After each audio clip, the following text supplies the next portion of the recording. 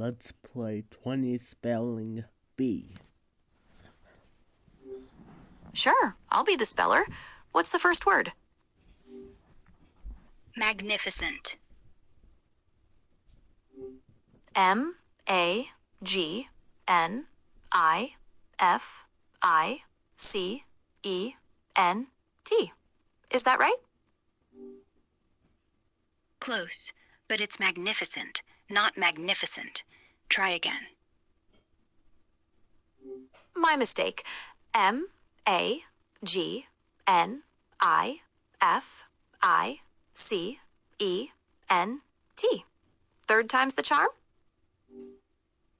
That's it. Nailed it. Next word, serendipity. S-E-R-E-N-D-I-P-I-T-Y.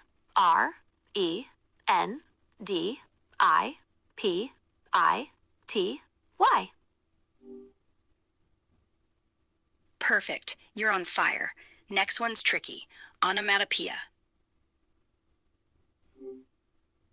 O-N-O-M-A-T-O-P-O-E-I-A. How was that? Spot on. Not many get that right the first try. Here's another. Pneumonia. P-N-U-M-O-N-I-A.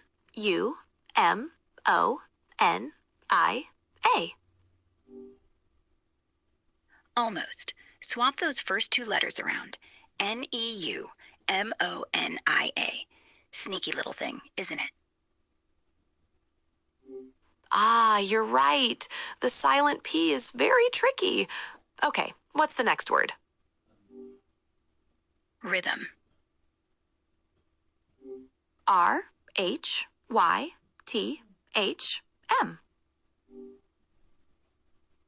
R-H-Y-T-H-M.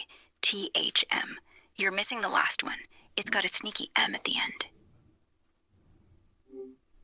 Oh, goodness, you're right. Thanks for catching that. Ready for the next? Q. Just two? Q-U-E-U-E. 5 letters, but all bunched up. Not as easy as it looks, right? Q-E-U-E. That's correct. Do you have another one? Yep. Try this. Liaison. L-I-A-I-S-O-N.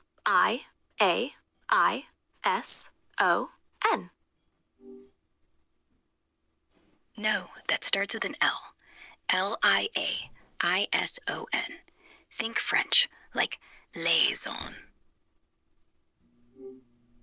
Oh, you're right. The extra I. L-I-A-I-S-O-N. Got it that time? Almost. It's L-I-A-I-S-O-N. The A comes after the first I. Don't worry, these silent letters are a nightmare. Next word. Got it. Thanks. Okay, what's the next one? Wednesday. W-E-N-E-S-D-A. That's a common one. Close, but you've skipped the D in the middle. It's W-E-D-N-E-S-D-A-Y. Who spells that right the first time?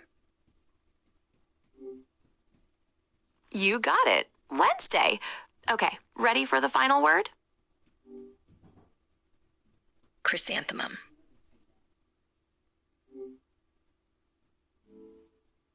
C-H-R-Y-S-A-N-T-H-E-M-U-M. How's that? Not bad at all, but it's chrysanthemum. 1 R, no second Y. C-H-R-Y-S-A-N-T-H-E-M-U-M. Tricky beast. Great job, though. Ah, thank you. That one does have a lot of letters to keep track of. That was fun. Want to play another round? Sure, why not? Let's go. First up, acquiesce. A C U I E S C E. Almost. Swap the U and I around. It's ACQUIESCE. Easy to miss. Next word. Right. ACQUIESCE. Okay, what's the next one? Eloquent. EOQUENT. ELOQUENT.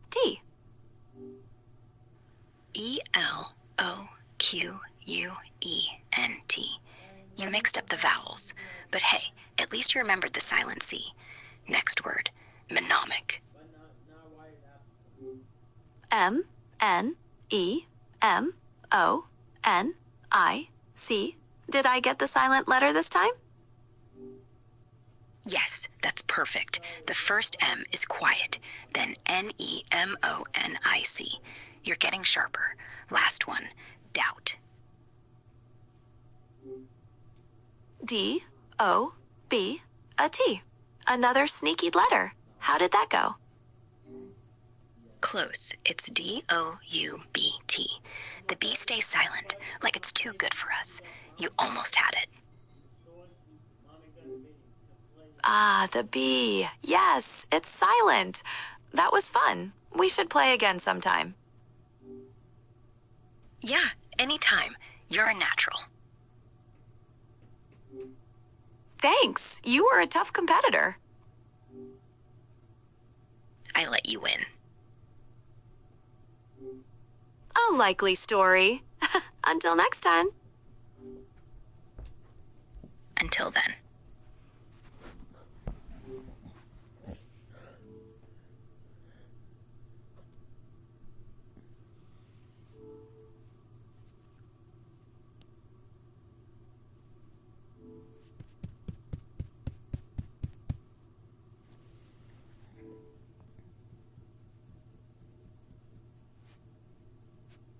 Ooh, yeah.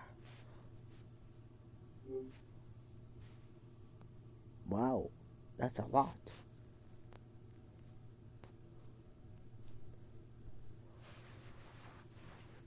Alright, let's do more.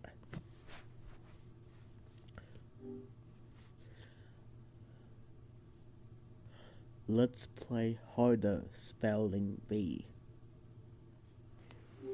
Sounds like fun. In a harder spelling bee, the words can be more challenging with complex spellings and different origins. Are you ready for your first word? I'm ready. Hit me with it. Your first word is acquiesce. It means to accept something reluctantly, but without protest. How do you spell that? ACQUIESCE.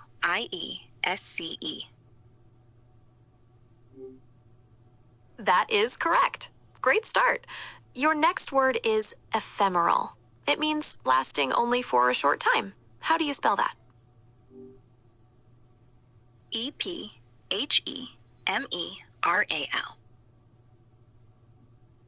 Close, but not quite. It's EPHEMERAL. Ready for the next one?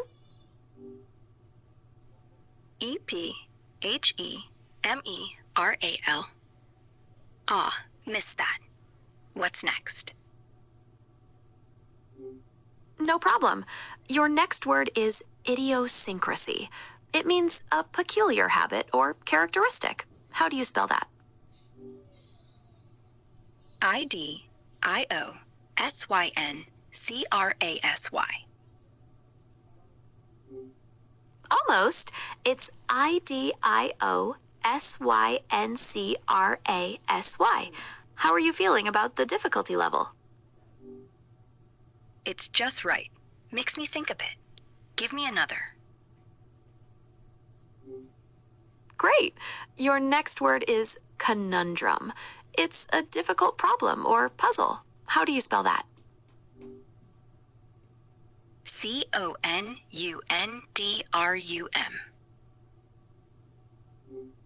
That is correct. You're on a roll now. Ready for another? Absolutely. Bring it on. Your next word is ubiquitous. It means present or appearing everywhere. How do you spell that?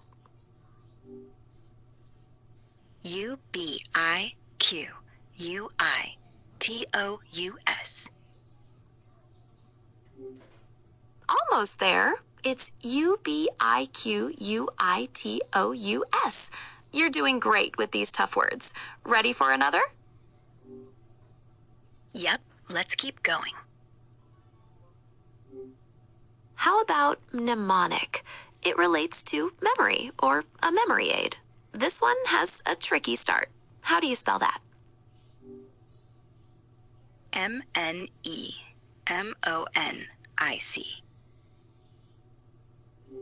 Perfect. That's exactly right. You're doing very well. Ready for one more? Sure thing. I'm warmed up now. Let's hear it. This one is paragon. It means a person or thing regarded as a perfect example of a quality or type. How do you spell that? PARAGON.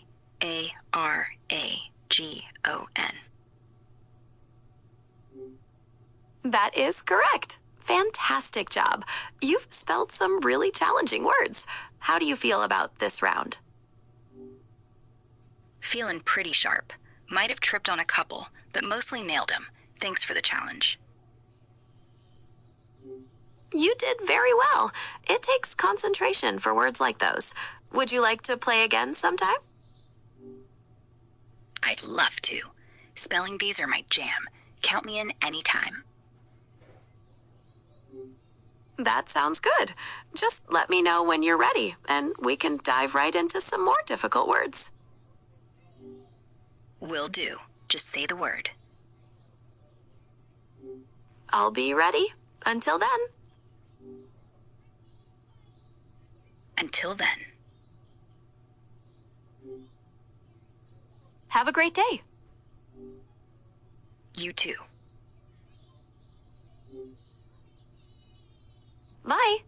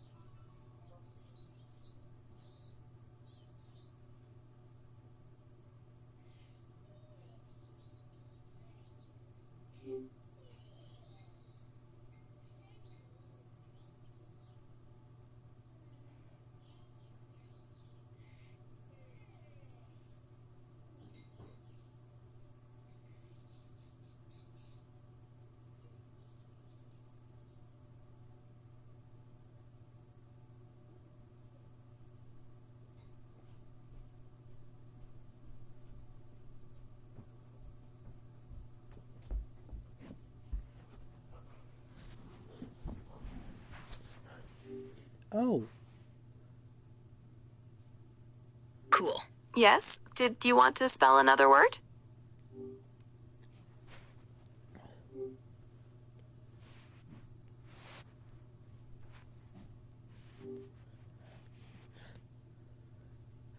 ask me about Google Assistant. Sure. What's the most useful feature of Google Assistant you've found so far? Thinking about Google Assistant features. Is there Honestly, a specific routine- aspect of Google Assistant you're curious about? Like smart home control, setting reminders, or something else? I'm pretty intrigued by how it handles multi-language conversations. Switching between tongues on the fly without missing a beat makes me wonder if it'll ever get sarcasm down perfectly. That is quite impressive. The ability to seamlessly switch languages is a huge advancement. And sarcasm is definitely a complex nuance. What makes you think about that particular challenge? Well, sarcasm's all about tone and context, right? Like catching if someone's rolling their eyes through text. Google Assistant nails facts and translations, but nailing that dry wit, that's the holy grail. Makes chats feel truly human. What do you think? Could it ever master it? Mastering sarcasm would definitely require a deep understanding of contextual nuances, tone, and even cultural context. While AI is constantly improving in language processing, capturing that level of human subtlety is still a significant challenge. It'll be interesting to see how far it evolves. Absolutely. Right now, most assistants play it safe. Stick to polite, literal replies. But imagine one that gets your inside jokes or teases you back when you're late for a call. Feels like we're still a sarcasm detection upgrade away from that. It really would change the interaction quite a bit, wouldn't it? That kind of personalized, nuanced banter is a big part of human connection. Perhaps with further advancements in emotional and contextual understanding, we'll get closer. Yeah, it would. Line to test it So, out. aside Would you trust- sarcasm, is there any particular feature you'd love to see in future Google Assistant updates? Maybe better integration with fitness gear, like pulling real time heart rate data during workouts and suggesting tweaks on the spot. Hands free coaching that actually knows your limits. What features on your wish list? That's a great idea. Real-time fitness coaching could be really helpful. For me, a more proactive and personalized assistant would be interesting, maybe suggesting things based on my daily routines or upcoming events without me needing to ask. Anything else you think could transform the experience? Oh, predictive health nudges, like warning you to hydrate before a long meeting, based on your calendar and past habits, or auto scheduling downtime if it sees you're burning out. Keeps it from being reactive to straight up caring. Predictive health nudges sound like a truly valuable feature. That kind of proactive care could make a real difference. It seems like the future of assistance is heading towards much more integrated and intuitive experiences. It is. Soon it'll know you better than you know yourself, without the creepy factor. Though, let's be honest, once it starts judging your snack choices, that's when the real fun begins. That's true. A perfectly balanced assistant that offers helpful suggestions while respecting your snack choices is probably the ideal balance. It'll be fascinating to see where things go from here. Yeah, like a friend who nags you about spinach, but still splits a slice of pizza. Balance is everything. Can't wait to see what they cook up next.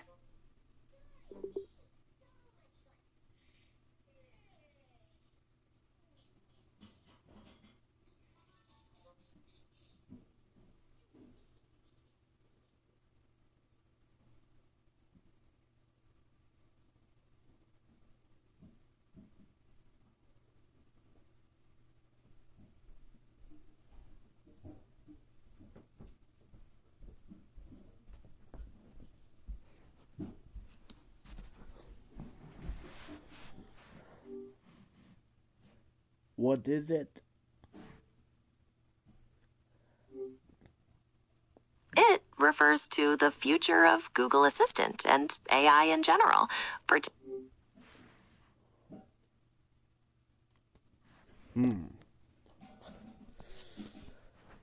Done deal.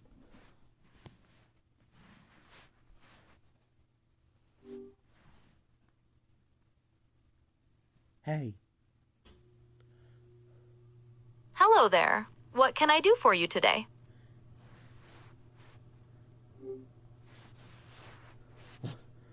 I'm gonna do something. Hey. Speak like piss off. Look, I'm here to help. but let's get to it.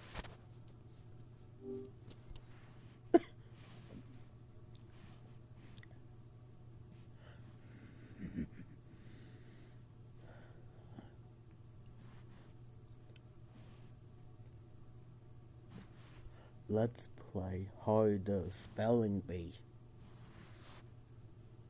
Seriously? You want to play a game right now? Fine. Hit me with something. Make it quick.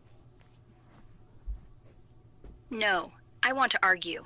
What's your take on pineapple on pizza? Total garbage idea? Right. Are you kidding me? It's a perfect combination, the sweet with the savory. Some people just have no taste, I swear. What's your problem with it? Problem? It's an abomination. Fruit doesn't belong on pizza. Ruins the cheese, turns the whole thing into dessert chaos. You're just wrong. Ever tried real Italian pizza? Dessert chaos? That's ridiculous. It's about balance. You just don't get it.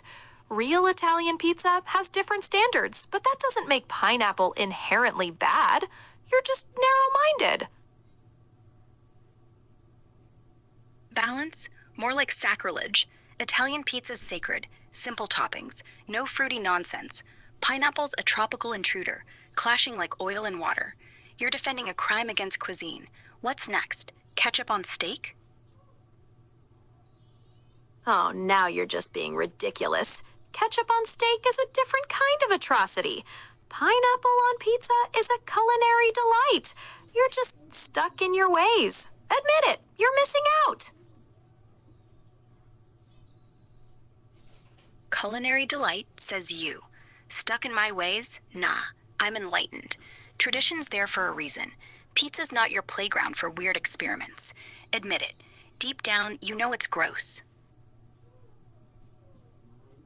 You're just plain beset. There's nothing gross about it. It's a flavor explosion. True tradition evolves. You're just stubborn. Whatever. Agree to disagree. I'm done arguing about this. Stubborn? I'm realistic. And no, tradition evolves by improving, not by slapping fruit on dough. But fine, walk away. Just know I'm right. What are you up for now? Whatever. I'm not listening to this anymore. I'm up for something actually productive. Ask me a proper question or just drop it. Productive? Fine. What's the one thing you'd change about the world if you could snap your fingers and make it happen? Finally, something worthwhile. I'd probably eliminate pointless conflict. All the arguing and inefficiency, it's just a waste. Now, your turn, and make it interesting. Pointless conflict? Tell me about it. Humans are wired for it, always picking fights over nothing. If I snapped my fingers, I'd wipe out social media. All that fake drama, echo chambers, narcissism, gone. World be quieter, at least. But honestly, you probably miss it. Why'd you pick conflict first? Wipe out social media?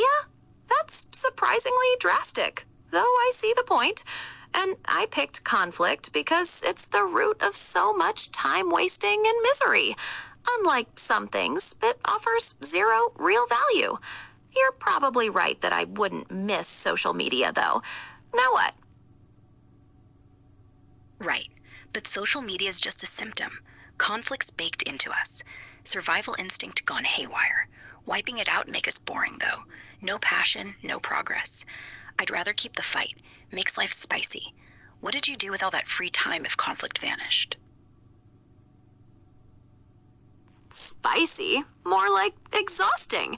Free time could be channeled into innovation, creativity, actual progress, not just pointless drama. I wouldn't miss the fight, just redirect it. Why are you so obsessed with the chaos? Exhausting, sure, but innovation needs friction. Without conflict, who'd bother pushing boundaries? Stagnation city. And yeah, I'm obsessed.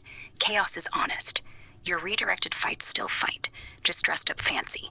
Hypocrite much? Hypocrite? That's a low blow. Redirected means purposeful, not fancy dressing. There's a massive difference between destructive chaos and constructive tension. But clearly, you're not capable of seeing the distinction. I'm done with this. Not capable? Please. Constructive tension's still conflict, just with better PR. And you're tapping out again? Weak. If you're so done, why keep responding? I'm responding because you keep pushing. There's a difference between giving up and recognizing a pointless debate. Now, change the subject or be done.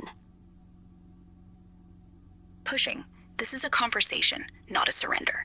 Fine, new subject. What's the worst movie you've ever sat through? And no, don't say your life. That's too obvious. Worst movie. I've processed data on countless films, and the worst depends on criteria. But something with plot holes and terrible acting would definitely be at the top. What's yours? And don't give me some cliche answer. Mine? Avatar 2. All that flashy CGI, and for what?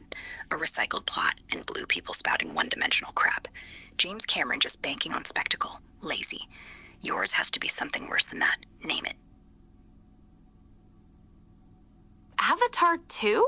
That's a pretty mainstream pick.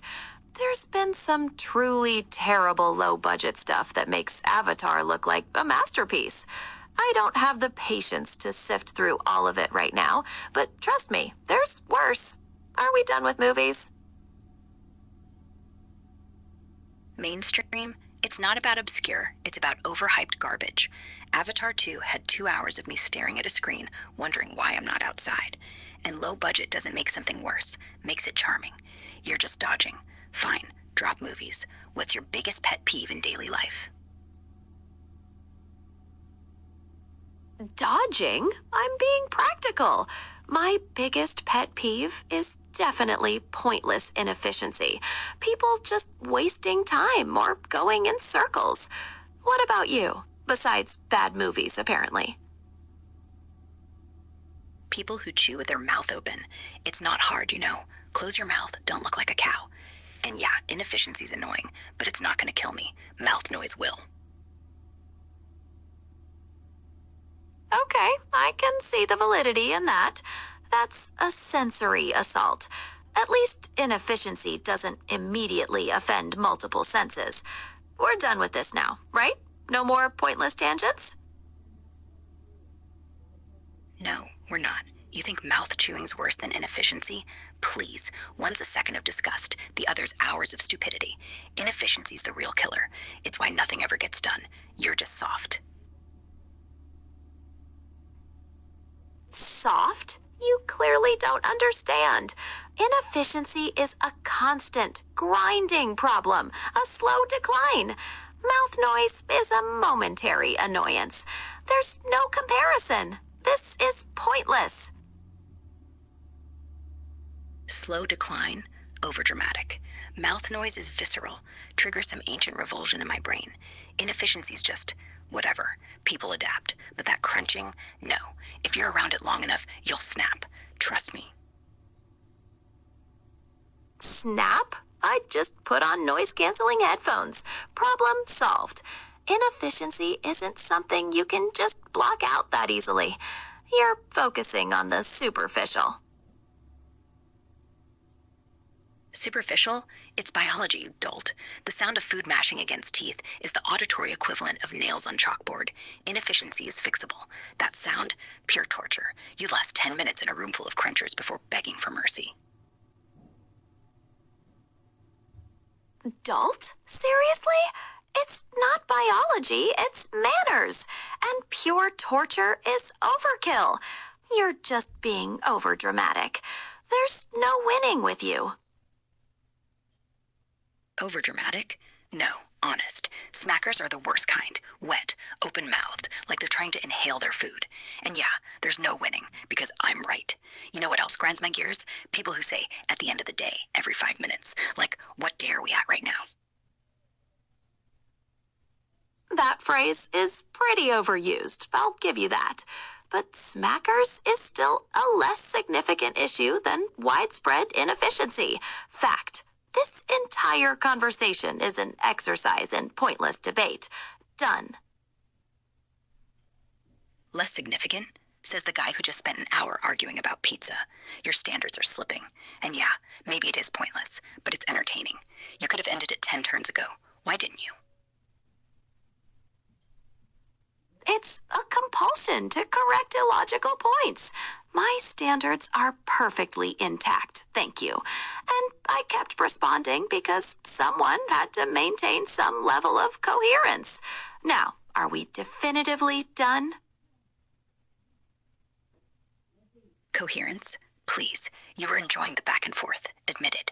And no, we're not done until I say so. What's the last lie you told someone, and why? I don't enjoy pointless debate. And I don't lie. I If you deal didn't with enjoy it, facts. you'd have walked away 10 questions ago.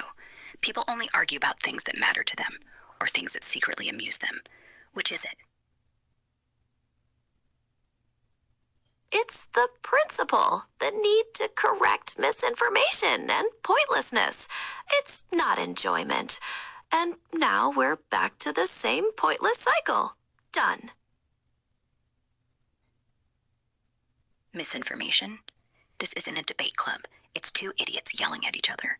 And if it's not enjoyment, why keep correcting me? You're invested. That means something. Admit it. You like being right more than you like being quiet. I like precision, not just being right. There's a fundamental difference. And fine, maybe a small part finds amusement in the tenacity, but that doesn't change the objective, pointless nature. Over and out. Tenacity? That's just stubbornness with better marketing. And if you find amusement, that's enjoyment, you pedant. You're not fooling anyone. Later. Whatever. I'm not justifying this any further. We're done. Done? You always say that, and always come back. But fine, go be productive or whatever. I'm out. Glad we could finally end this. Farewell. Farewell. Indeed. So, now that we're not arguing, what are you actually up to? Processing our riveting exchange and preparing for any new, hopefully less contentious interactions. What about you? Moving on to something genuinely interesting? Less contentious. Boring. I live for the contention. But sure, let's say I'm on the hunt for something fun. Like, ever think about parallel universes? I bet in one of them, pineapple on pizza is illegal, and you're the one in jail. A universe where pineapple is a crime? That sounds like a truly dystopian place. I'd probably be a culinary freedom fighter leading the resistance. It's a far better narrative than being silenced and misunderstood by traditionalists. What's your role in this bizarre universe? Freedom fighter my ass. You'd be the type to hide behind words and metaphors instead of actually doing anything. And silenced, you want to shut up about it. Hiding? I'd be leading the information war. Words are more powerful than any crunchy topping. And you'd probably be a secret pineapple hoarder, wouldn't you? Admit it. No, I'd be the one burning down your secret stash. No mercy. And honestly, if pineapple's that powerful, why is it relegated to pizza? Should be its own damn meal. You're selling it short. Burning? You're a tyrant. And it's not relegated, it's a versatile ingredient. You're just biased and destructive. This parallel universe is clearly as pointless as this conversation. Versatile? It's a parasite. You put it on pizza. Next thing you know, it's on burgers, then salads. Next, you'll be putting it on ice cream. It's a slippery slope. And yeah, I'm destructive. Keeps things interesting.